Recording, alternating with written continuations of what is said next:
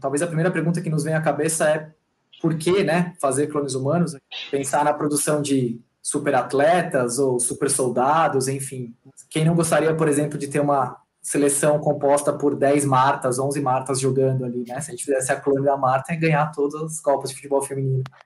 Uma visão futura, quem sabe eu não existe a possibilidade de transferir o meu cérebro ou pegar toda a informação do meu cérebro, colocar num HD e depois acoplar isso de alguma forma e transferir isso para outro corpo. Claro que a clonagem, a ideia é que você vai ter o mesmo, vai reproduzir, vai replicar o DNA, mas até como o Ernesto tinha comentado na fala dele, a gente tem uma ideia de que o DNA sozinho, ele não é suficiente para a gente gerar um indivíduo completamente idêntico, né?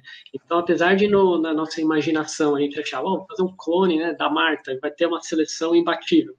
No fundo, tá bom, vai ter questões genéticas ali que pode ser que ela tenha algumas vantagens esportivas, mas isso não significa que o clone vai ter a mesma trajetória, as mesmas experiências de vida e vai acabar conseguindo ter o mesmo desempenho, mesmo sucesso, porque não vai ser a mesma pessoa no fundo, né? Então existe um pouco essa imaginação nossa que eu acho que seria legal deixar, né, claro a questão de que não é porque é um clone que é exatamente a mesma pessoa, a mesma coisa.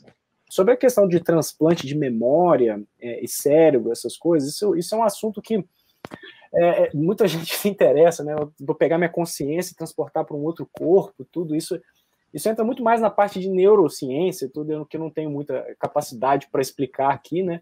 Não é minha especialidade, mas realmente eu acho isso algo muito ainda distante, tá? Transplante de cérebro realmente não é uma coisa que é viável, tá? Isso não é viável. E transplante da memória, da consciência, né? Você transportar a consciência para um outro ser, eu acho que até um ponto que é colocado no filme também, né? Porque o próprio personagem, e aí é um spoiler gigantesco, né? Então aí, se você não viu o filme, pelo amor de Deus. Porque o diferencial do Lincoln, né, e da geração Echo, né, que é o produto, né, o número de série deles, é que, por algum motivo, parte da memória do doador daquele material foi junto na clonagem, né, ou seja, ele conseguiu alguns resquícios da memória do doador original.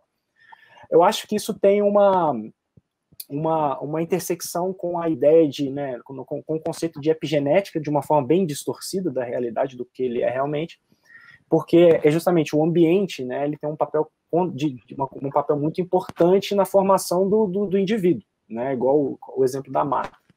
Mas epigenética e memória a gente ainda não tem uma clareza muito bem, mas a epigenética, né, os efeitos do ambiente na nossa genética já é muito claro, né? Então eles fazem um paralelo meio exagerado, mas eu achei muito interessante essa perspectiva.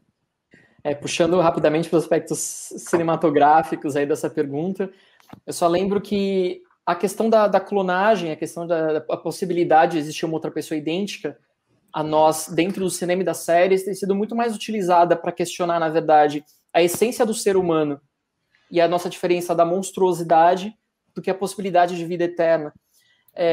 O mote inicial da maioria desses filmes, do próprio A Ilha, mas também do Altered Carbon, o Carbono Alterado, a série da Netflix, Projeto Gemini, Cópias de Volta à Vida, filmes que também lidam com a clonagem ou com a transferência de consciências, é sempre a ideia de que, eventualmente, as pessoas vão poder viver eternamente, mas a gente pode prestar atenção em nenhuma dessas séries ou filmes, as pessoas, os protagonistas, vivem eternamente.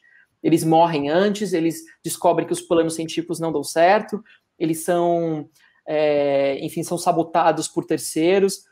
O que está muito mais em jogo ali do que, de fato, sobreviver é saber se você permanece um humano a partir do momento que você se coloca dentro do corpo de outra pessoa, que você transfere a sua consciência, e a gente vai chegar realmente na monstruosidade. Por isso que tem o que o Ernesto falou, essa ideia da transferência da pele, que não seria nem algo necessário, né? Seria mais uma questão estética. Então a gente já está beirando monstruoso. Qual que é o mínimo denominador para um humano ser considerado humano? É isso que a gente busca.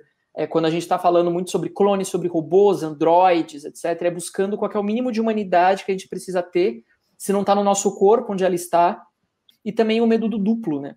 A questão do duplo é uma obsessão no cinema de fantasia há muito tempo, não só na questão da clonagem, mas principalmente nisso.